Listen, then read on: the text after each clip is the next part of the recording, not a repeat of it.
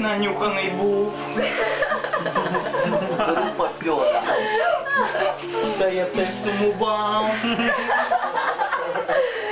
Вернись до мене, моє кохання. Це білий порошок, Аріель.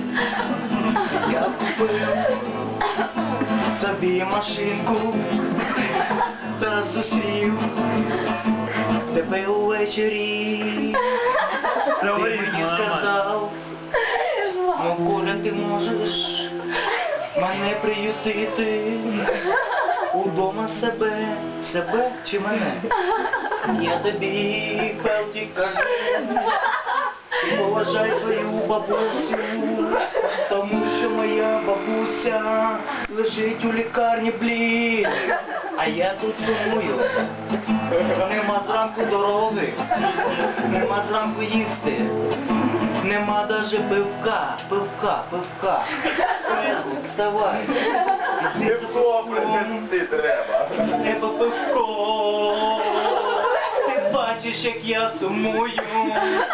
Дай мені пива, так, щоб зрозуміло, щоб мої...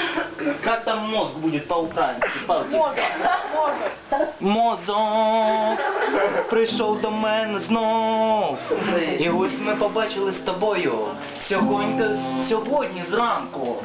Ти мені сказав, держи калянку, а я сказав, давай із позаранку. Я подзвонив до бабусі, бабуся лежала в лікарні. Я їй сказав, бабуся, не хвилюйся, твій внук приїхав зранку.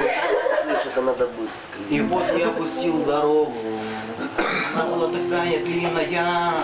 В старый час я ехал, я и шел, я бежал, я скакал, я так страдал.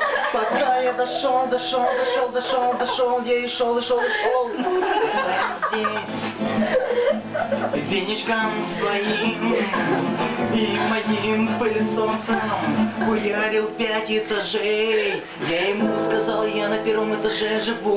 Мне надо было пылесосить однокомнатную квартиру мою, а ты начал хуярить ступеньки. Простите меня, соседи,